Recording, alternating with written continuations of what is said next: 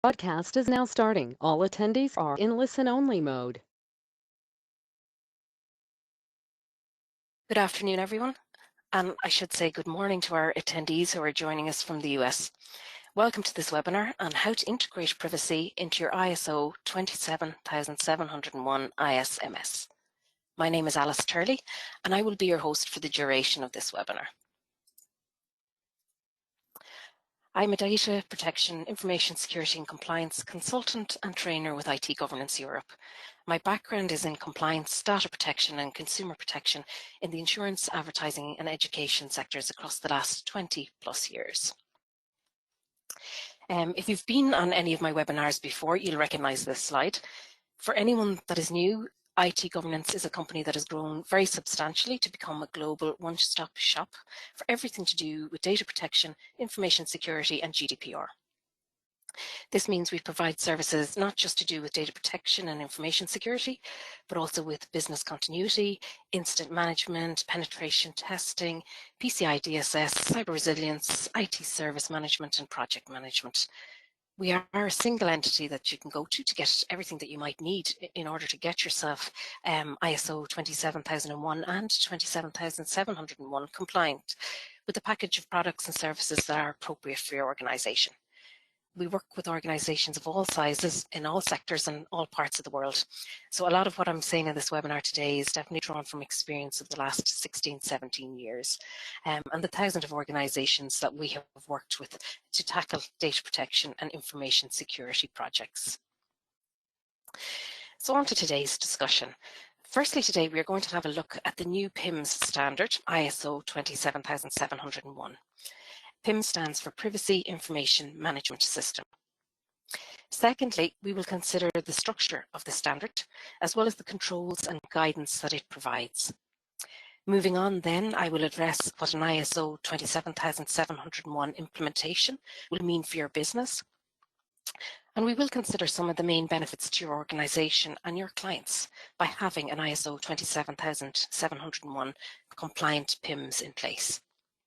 Finally, we conclude by looking at the next steps that you can take in order to implement Pims into the ISMS within your organization. Remember, ISMS stands for Information Security Management System. Today I'll be talking for about 40 to 45 minutes and you will have an opportunity at the end of the webinar to pose questions. Everyone is muted during the presentation in order to remove background noise. So if you have any questions you would like to ask during the webinar, please use the questions function in the GoToWebinar panel on your screen. You will see a box marked questions, and if you open that box you can type your question in here during the webinar. When we get to the Q&A section then at the end, I will read out the questions and share the answers for everybody, and I'll aim to get through as many questions as possible in the time that we have available. So let's start now by looking at ISO 27701, the standard itself. Just to note, I will be talking about both standards, that is the 27001 and the 27701, quite a bit during this webinar. So to save on confusion, I will refer to the 27001 standard as the ISMS standard and the 27701 standard as the Pims standard. While the ISMS standard, which provides requirements for an information security management system, is widely known, the Pims standard is a relatively new and thus lesser known standard at the moment. The standard was developed by an ISO technical committee with input from around 49 national standards bodies, 29 observers and around 25 external liaison bodies, including the European Data Protection Board. It is a privacy extension to the ISMS standard, and this is important to note. So as an organisation, you cannot become Pims certified unless you have already certified with an ISMS standard or you are implementing both ISMS and a Pims together. The Pims standard is based on the requirements, control objectives and controls of an ISMS, but it focuses on privacy-specific requirements. So its requirements concentrate on implementing, maintaining and continually improving a Pims. Helpfully, the standard itself includes a definition of a Pims.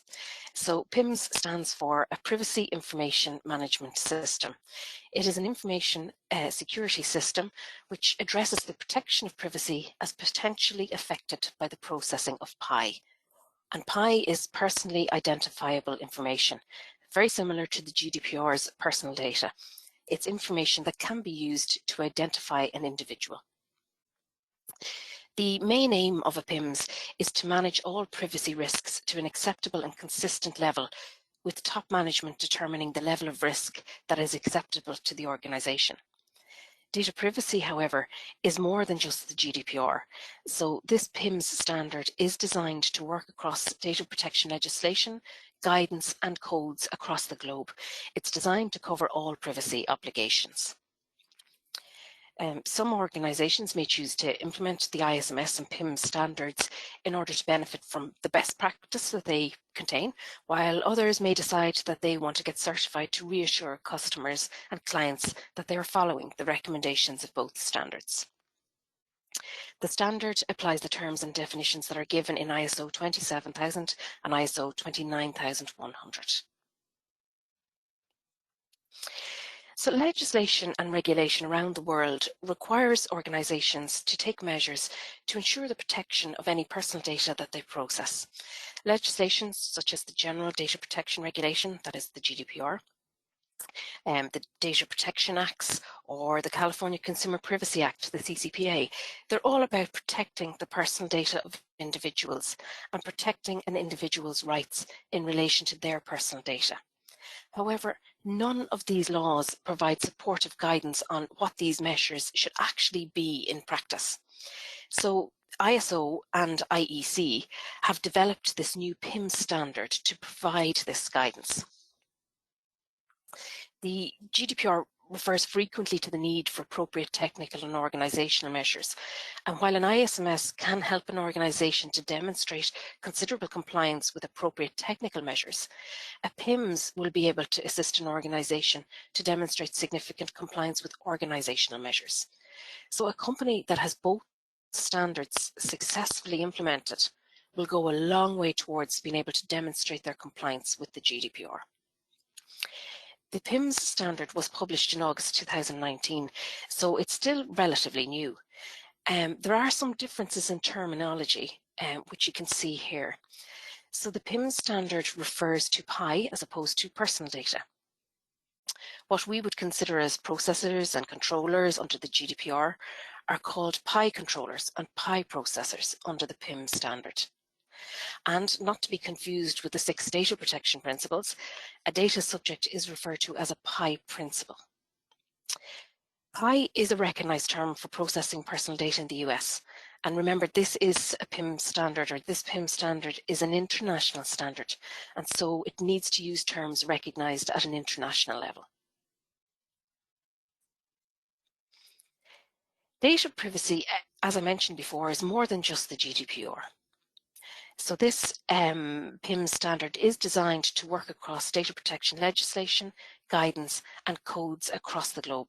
It's designed to cover all privacy obligations.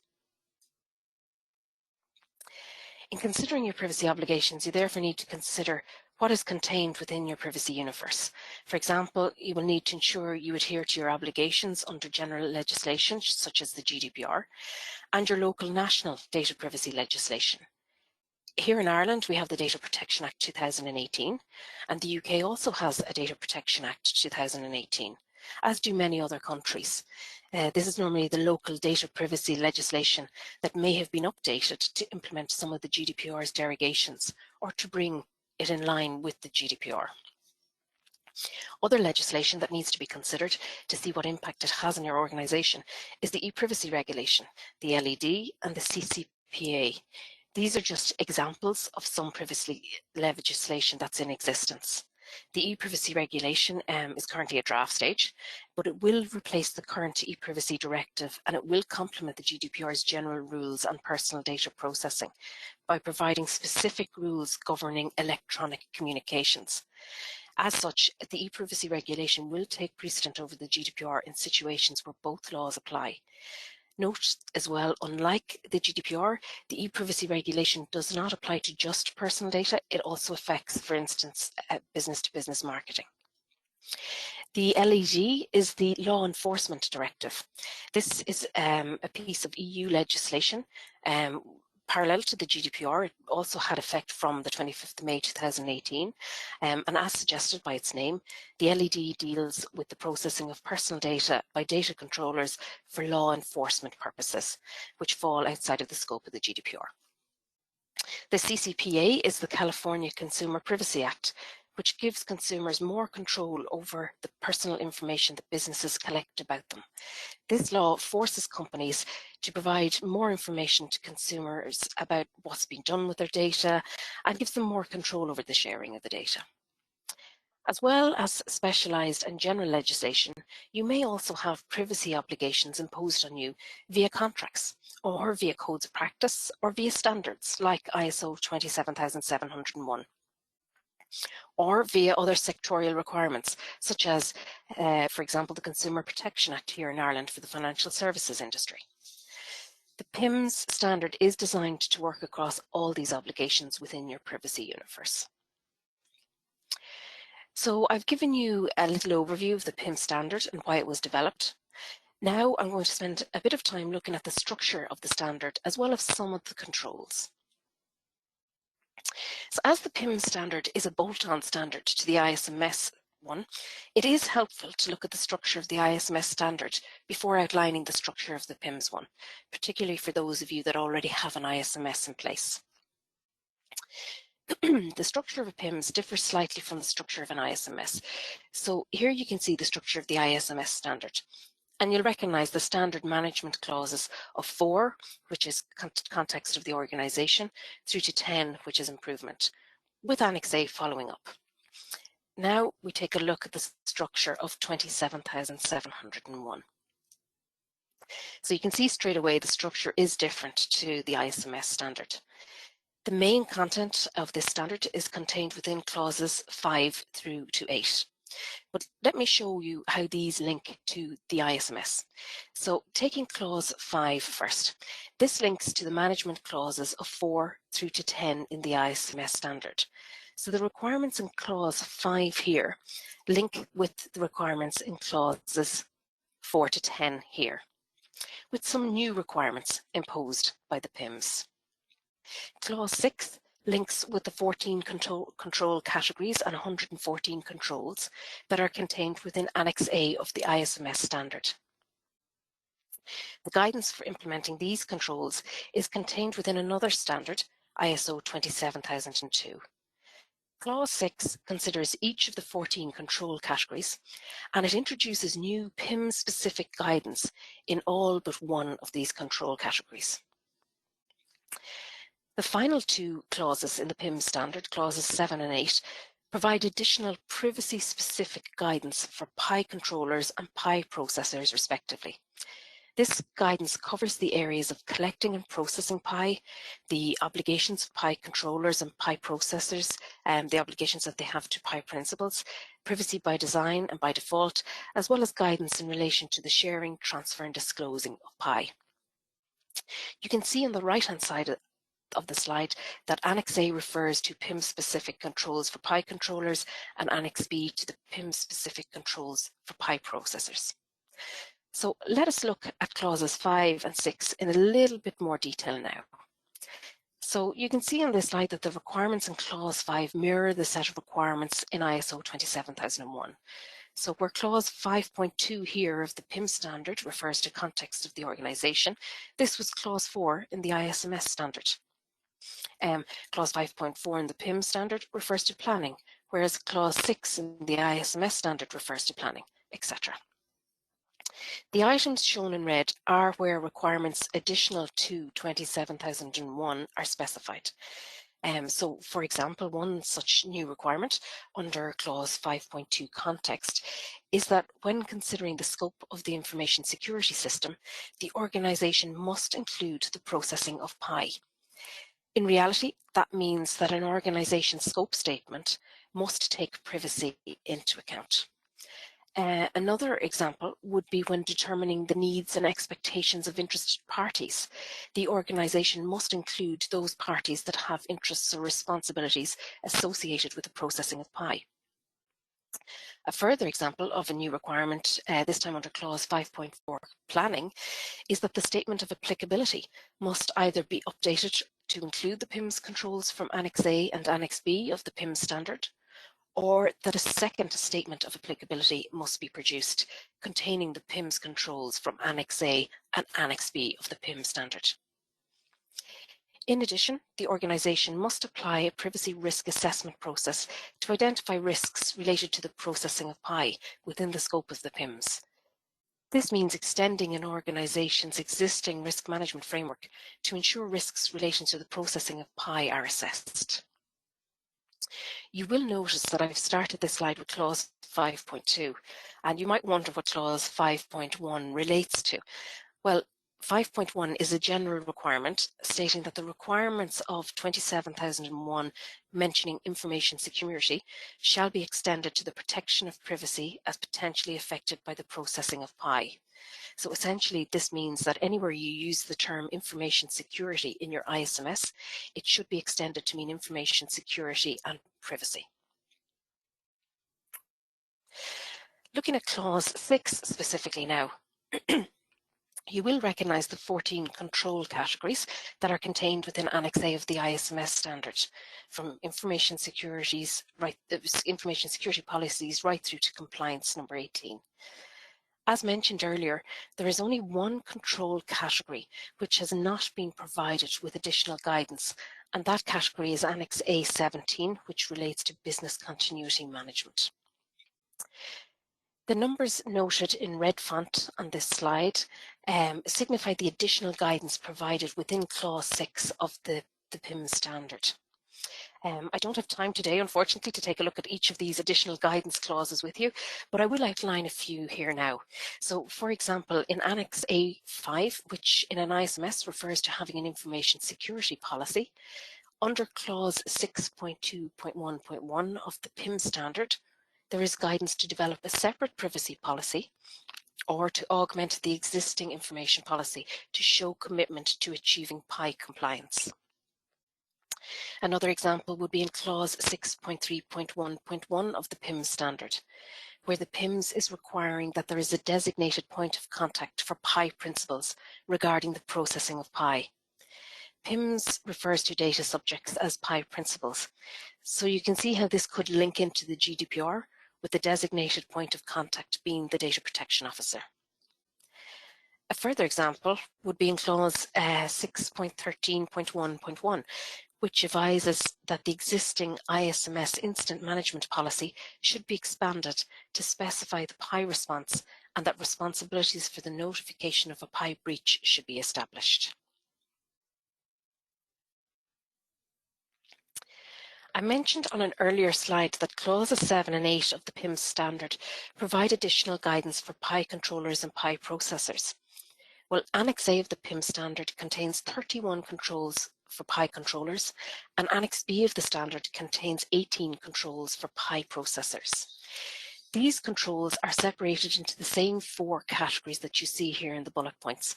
So conditions for collection and processing, obligations to PI principals, privacy by design and privacy by default, and PI sharing, transfer and disclosure. So let me outline, to give you a flavour, some of the controls for PI controllers in Annex A. So Annex A 7.2.2 refers to the requirement for PI controllers to identify the lawful basis of the PI processing. Annex A 7.2.4 refers to carrying out of privacy impact assessments.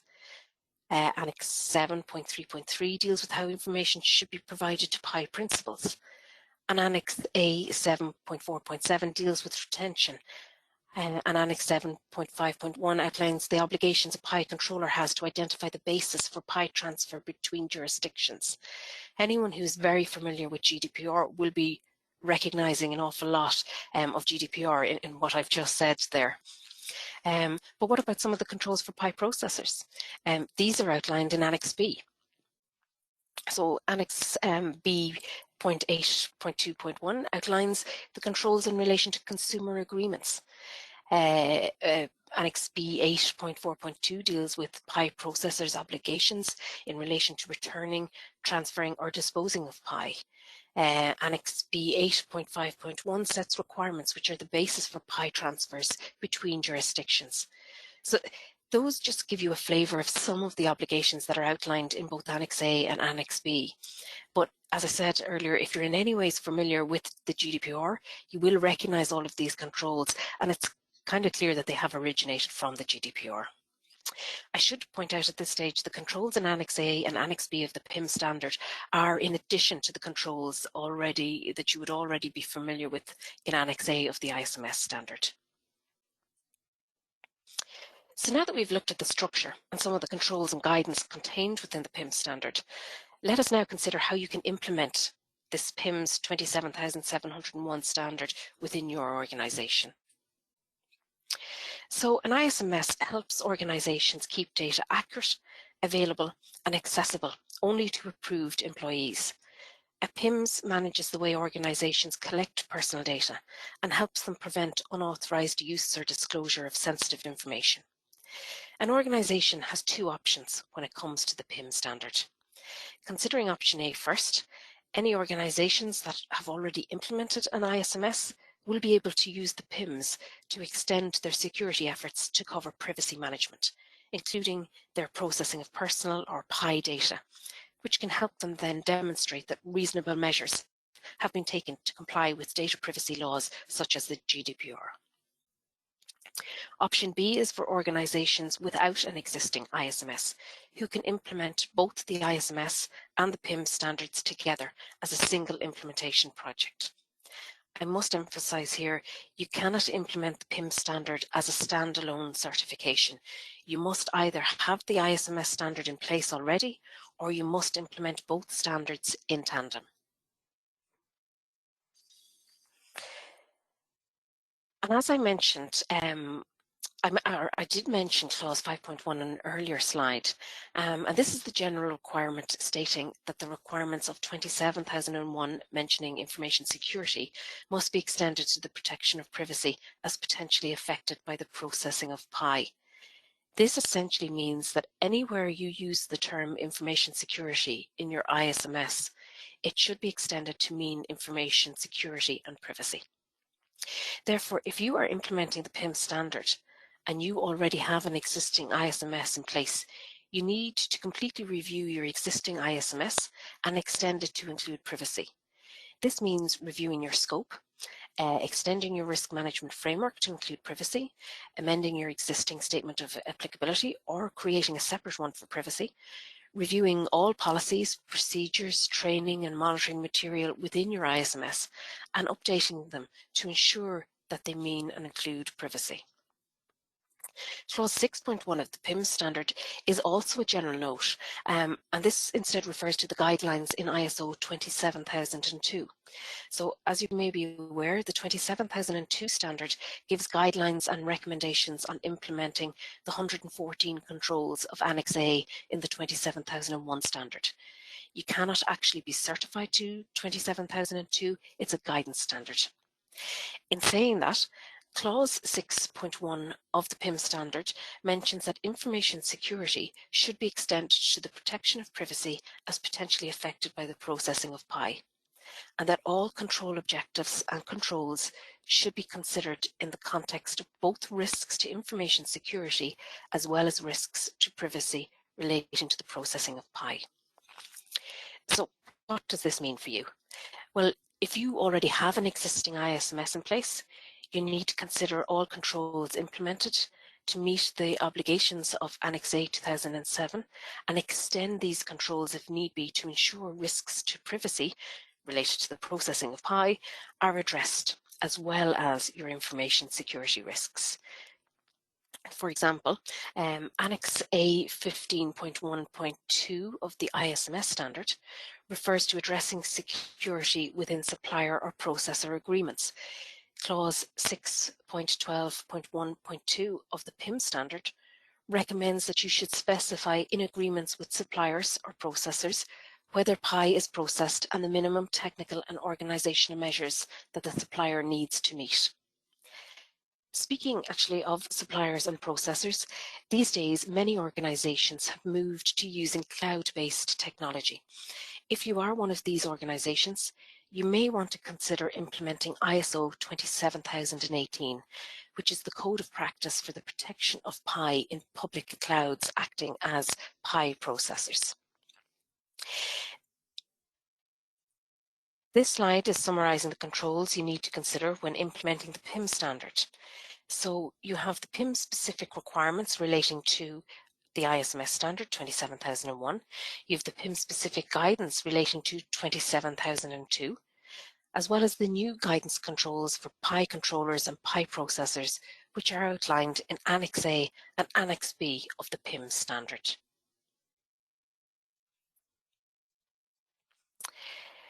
As anyone who has implemented 27001 before is aware, it is so important to determine your ISMS scope from the outset of your implementation. Similarly, with the Pims standard, it is imperative that you review your existing scope and define it in such a manner that it includes the processing of Pi. Keeping in mind that under clause 5.2.1, you need to determine if your organization is acting as a Pi controller, a Pi processor, or both, as this will determine the set of controls that you must apply. I have highlighted, or I've mentioned, I should say, on this slide, some of the key components of a privacy information management system. Privacy notices tell individuals what data you are gathering, how you are processing it, what your lawful basis is for that processing, the purpose of the processing, and how long you intend to retain it for. A privacy notice may be referred to as a privacy statement or sometimes a fair processing statement, but it should not be confused with a privacy policy. A privacy policy is more an internal statement that covers an organization or entity's handling of personal information. It is directed at the members of the organization and the employees who might handle or make decisions regarding the personal information, instructing them on the collection, use, storage, and destruction of the data, as well as any specific rights the data subject or Pi principals may have. This is also referred to as a data protection policy. The GDPR sets out 6 data protection principles that must be adhered to. So these are: personal data must be processed lawfully, fairly, in a transparent manner. It should be collected for specified, explicit, and legitimate purposes. The processing should be adequate, relevant, and limited to what is necessary. Personal data should be accurate and, where necessary, kept up to date. It should be retained only for as long as is necessary, and it should be processed in an appropriate manner to maintain security. So organizations outside of the scope of GDPR are likely to have their own somewhat similar privacy principles, depending on the country that they are in. The GDPR also defines 6 lawful bases for processing, and in order to process personal data in a compliant manner, an organization must have one of these 6 lawful bases. So processing of personal data is lawful if you have the consent of the individual, where the processing is necessary to meet contractual or legal obligations, where the processing is necessary to protect the vital interests of the individual or for tasks carried out in the public interest, or where processing is for the purposes of the legitimate interests of the controller. An extremely important part of the Pims are the processes and procedures in place to ensure you are meeting individuals' rights. For example, have you a process in place to recognise and respond to an individual's request for information, to an erasure request, to a portability request? What processes do you have in place to ensure that you are not retaining Pi data for longer than is necessary? And how is personal data or Pi disposed of? Do you have appropriate controls in place to securely transmit Pi data to third parties and across borders? Does your existing change management process ensure that changes to data processing are controlled? Do you implement privacy by design and by default? Essentially, the obligation of privacy by design and by default is to process in the least intrusive manner possible, by limiting the amount and range of information collected and processed, as well as the number of people having access to it. So privacy by design and by default also means using the most secure means of processing to complete the activity. So for example, there should be appropriate technical security controls safeguarding the data both in transit and at rest in your systems. Pseudonymization is one such recognized security technique under the GDPR. By implementing a Pims, you are seeking to minimize the risks associated with PI processing, and therefore can offer greater assurance to your clients and employees that their personal information will be appropriately protected from the threat of unauthorized disclosure, loss, theft, etc. This slide lists different data privacy policies and procedures, all of which are considered processes within the Pims. But they are not necessarily all needed for each organization. It will depend on the nature of the processing, the risk, the size and structure of each organization. I should point out this list is not exhaustive. A large organization may need more processes than what is shown here, or a small organization obviously may require less. It is important to note that an organization's training and awareness program is considered a key part of the Pims. After all, there is no point in having the most secure technology and the best written processes in the world if no one is aware of the processes nor knows how to use or read the technology. And this leads me on to my next slide. In order for your Pims to be effective, employees and contractors must be aware of the Pims policies and procedures. They must understand what is expected of them, and they must realize what the implications are if they do not adhere to the Pims policies and procedures. Employees should be kept up to date on any changes to the Pims. They should be able to demonstrate their compliance with the Pims and should receive regular training on Pims processes and procedures. Clause 6.4.2.1 of the Pims Standard states that measures should be put in place, including awareness of incident reporting, to ensure that relevant staff are aware of the possible consequences to the organisation, to the staff member, and to the PI principle of breaching privacy or security rules and procedures, especially those addressing the handling of PI. Anyone who is familiar with the GDPR will be aware of the Pseudo 7th data protection principle, which outlines that you must be able to demonstrate your compliance with each of the 6 data protection principles. It's also called the accountability principle. Well, it's the same here. As part of the Pims standard, you must be able to demonstrate the level of training, education and awareness that your employees have. And this can be evidenced via results of training, knowing and showing the percentage of employees that have passed their training, keeping a record of education and training certificates on employees' files, the organization's training materials, communication emails, bulletins, newsletters, minutes of team meetings, etc. They're all methods of demonstrating how the Pims has and is being communicated throughout the organization.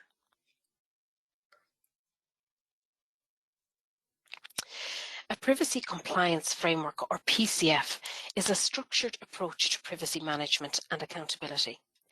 In general, a privacy management framework is an implementation roadmap which provides structure and checklists, including documented processes and procedures to guide privacy professionals through privacy management.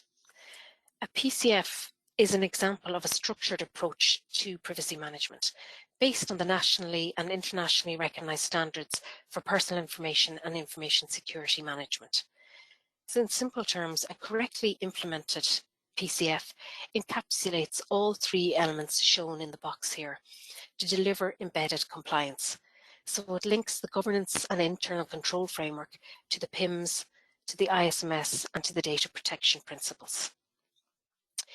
The key objectives of a PCF are to protect the confidentiality, integrity and availability of information assets, including your personal data, to protect the rights of individuals, to maintain compliance with relevant legislation, as well as meeting contractual requirements and the obligations of any applicable codes of practice.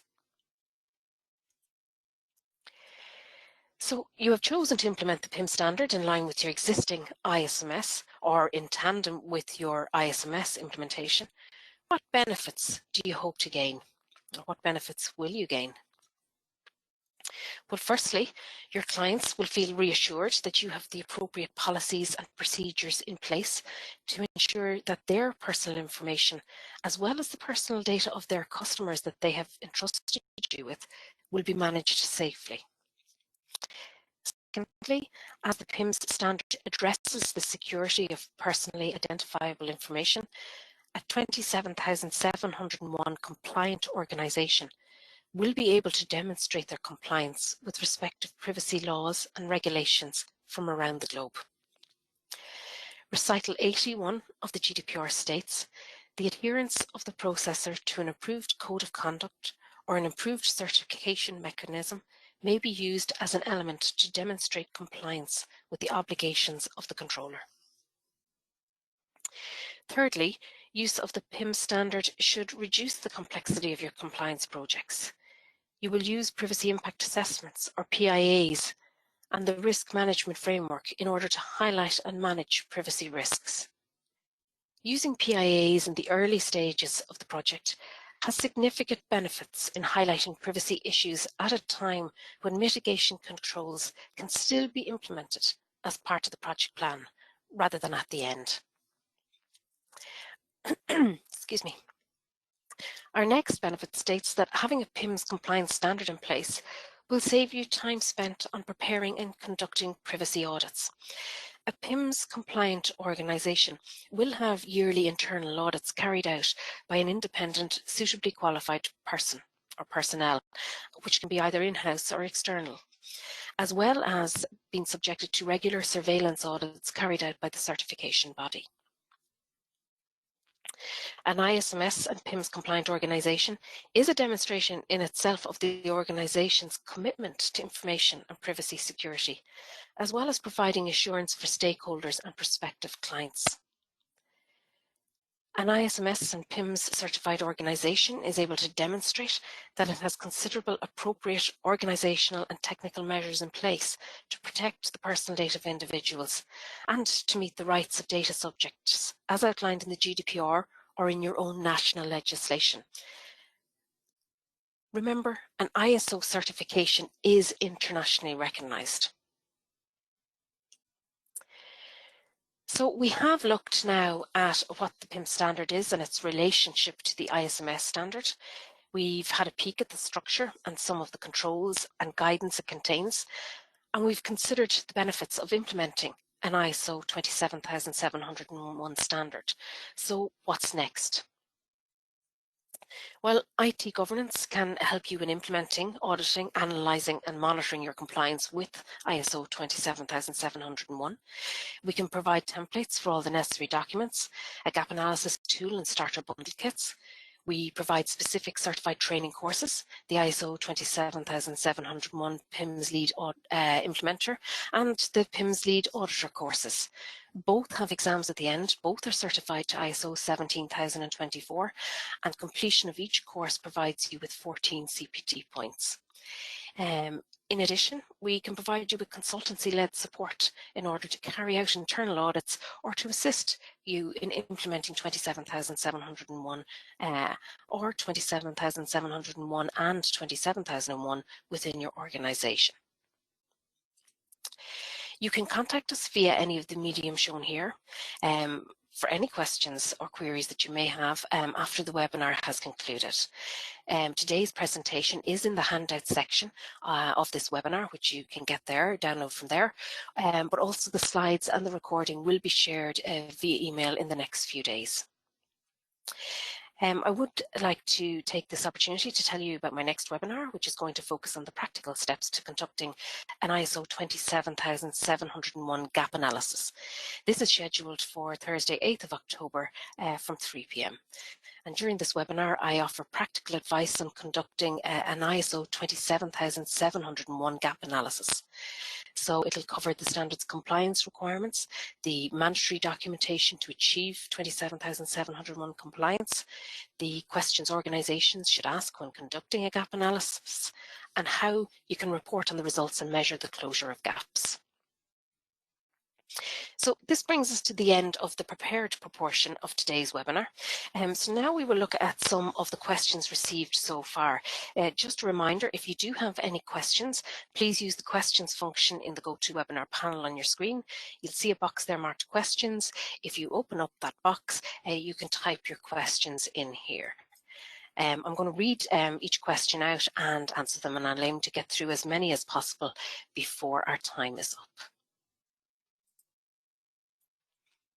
Okay, so we do have quite a few questions in here already. Okay, first question here. So if you obtained ISO 27701, could you claim to be GDPR compliant? At the moment, there is no seal, privacy seal out there or GDPR seal that states you are GDPR compliant. I do believe this is something that the European Data Protection Board is currently working on. However, by implementing 27,000 and 27,701, you go a long way towards demonstrating your compliance with the organisational and technical measures that GDPR refers to. And I wouldn't be one bit surprised if the European Data Protection Board considers both of those ISO standards when they are actually developing their GDPR compliant seal. Next question. As the ISO 27701 is to cover all privacy obligations across the globe, will there be any direct conflict within the ISO 27001 where different national data protection laws vary? That is a very good question, and there could actually possibly be, but the ISO 27701 standard, while it does have an annex that includes its mapping to the GDPR, it very much does refer to the privacy obligations that are prominent within each member state or within each country. So it's quite an interesting question. I think we'd need to have more specific examples where we could actually address and see which actually takes precedence. Would you please explain the correlation among ISO, okay, and I think, okay, hold on. That's just gone on me, 1 second.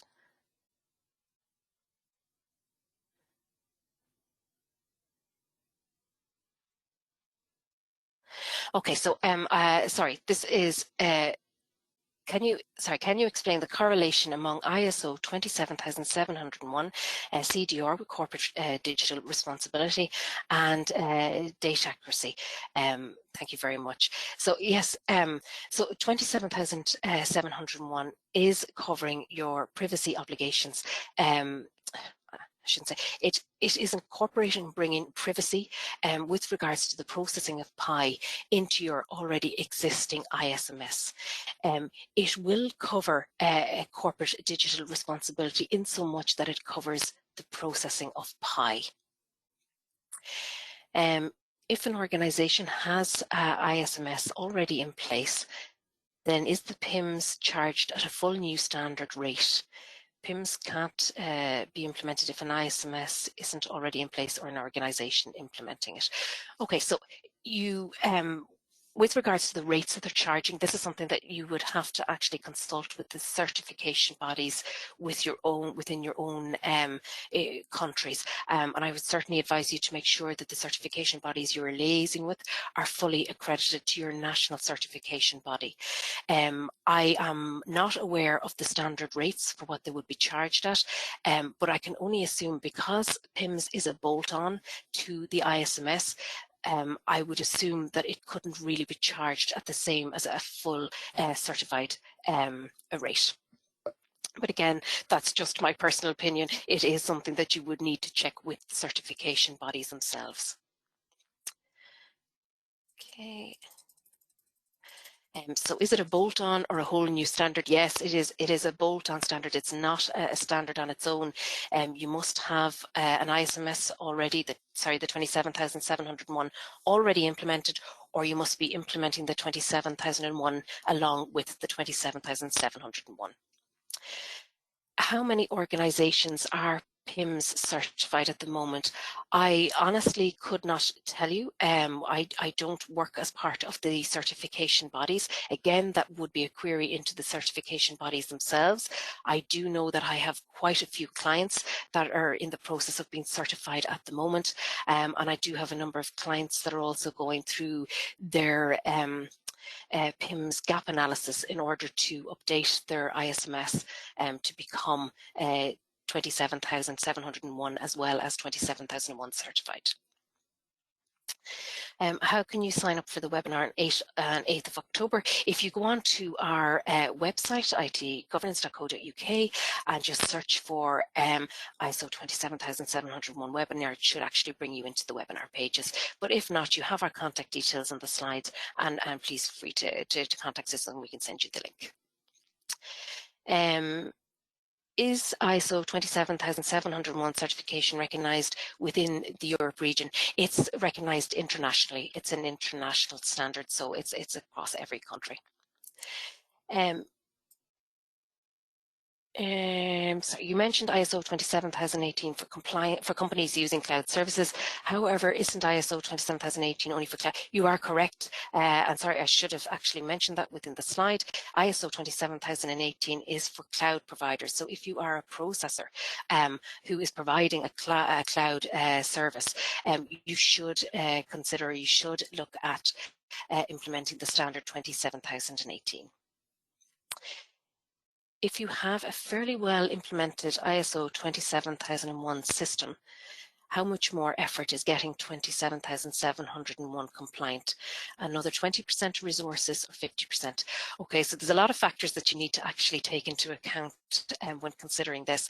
So, for example, the size and structure of the organization, the jurisdiction, I suppose, of the organization, is it across multiple jurisdictions? And you'd also need to consider the type of PI or personal data that you are processing. So are you processing a limited number of personal data, maybe just that of your employees, or are you processing considerable numbers of special categories of personal data? So those factors together will actually determine how much more effort you would need in becoming compliant.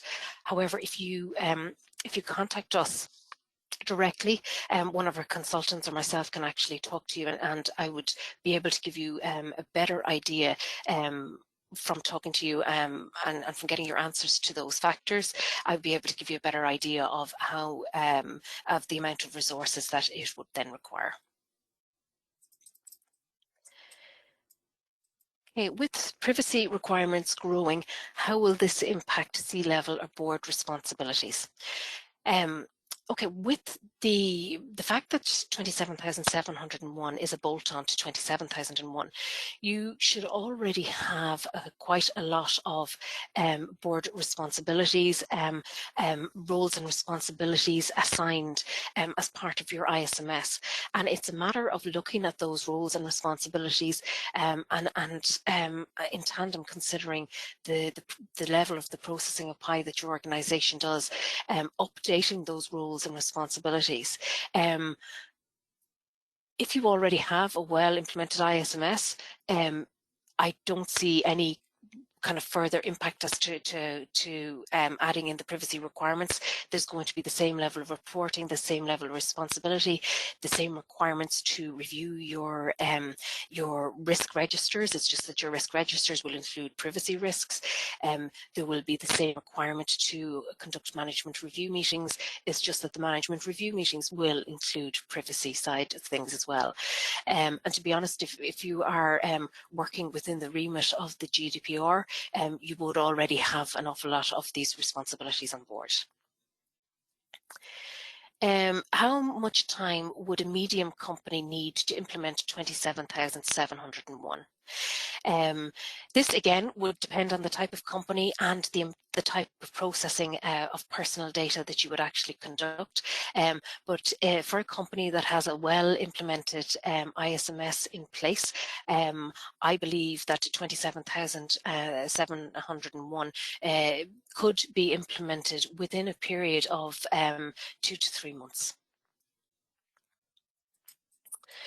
Have any recent COVID measures affected compliance, for example, using DocuServe, etc.?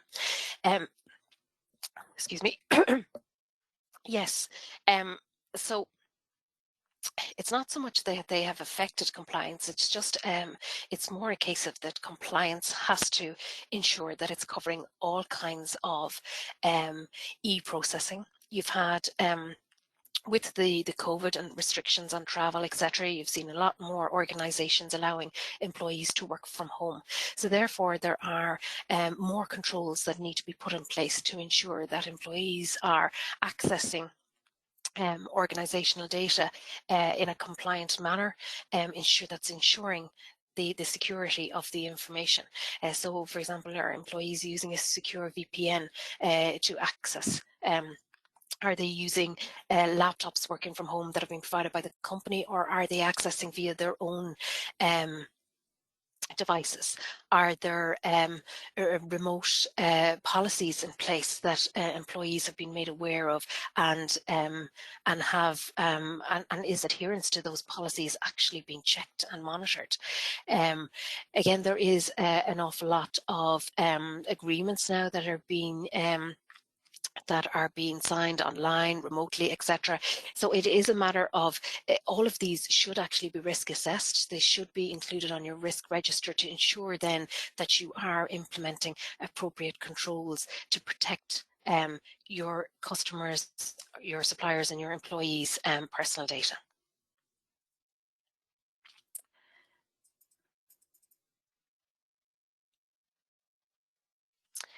Okay, and last question here is, by when do you need to be certified? So there is no date for when you actually have to be certified. It's more a case of if you are going to become if you're going to implement a Pims compliance standard, like the 27,701, you need to ensure that you have the ISMS standard in place already, and then you need to put your processes and procedures in place to ensure that you're including the processing of PI within your ISMS standards. When you engage with your certification body in order to obtain this new standard, they will give you a date for your stage 1 certification audit, and you need to have everything in place before that stage 1 audit takes place. And we have actually come to the end of all the questions. I'm just going to double check in case any have come in up at the top that I might have missed.